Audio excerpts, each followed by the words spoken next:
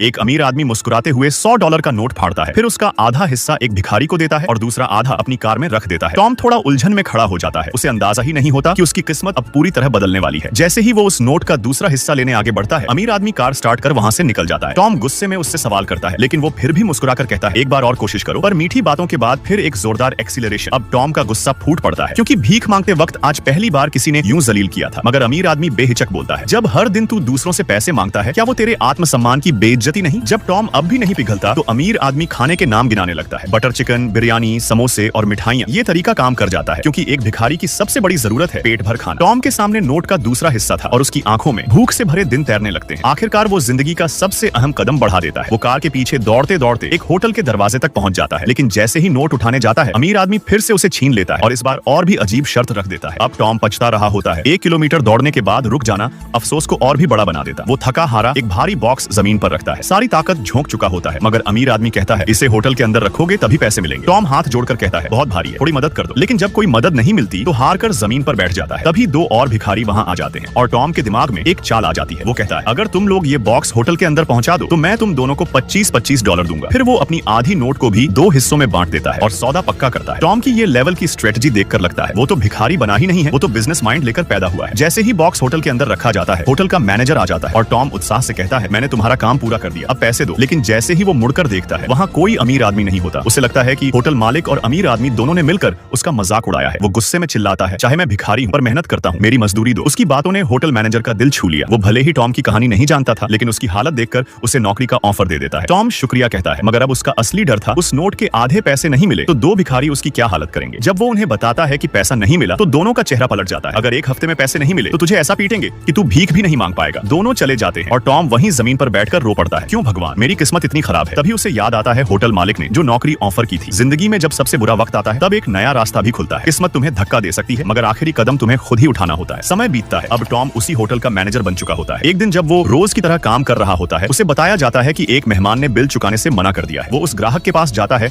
और जब उसका बटुआ खोलता है तो उसे वही आधा डॉलर नोट दिखाई देता है। टॉम अपनी जेब से सालों पुराना आधा नोट निकालता है। दोनों हिस्से बिल्कुल परफेक्ट तरीके से मिल जाते हैं। सामने बैठा व्यक्ति और कोई नहीं, वही अमीर आदमी था। उसने टॉम की तरक्की देखकर मुस्कुराते हुए कहा, जब पूरी दुनिया तुझे पैसा दे रही थी, मैंने तुझे आत्मसम्मान देना चाहा। पैसा देना आसान होता है, लेकिन किसी को मेहनत की आदत देना वो असली मदद होती है। टॉम भावुक होकर उसका धन्यवाद करता है। फिर अमीर आदमी मुस्कुराकर कहता है, अब जरा खाना तो परोस दे। टॉम हंसते हुए मुड़ता है, लेकिन जब दोबारा पलटकर देखता है, वहाँ कोई नहीं होता। वो अमीर आदमी हकीकत था या सपना, अब इससे फर्क नहीं पड़ता। असल जिंदगी में हम सब किस्मत का इंतजार करते हैं, लेकिन जब तक हम खुद अपने कंफर्ट जोन से बाहर नहीं निकलते, हम असली बदलाव कभी नहीं ला सकते।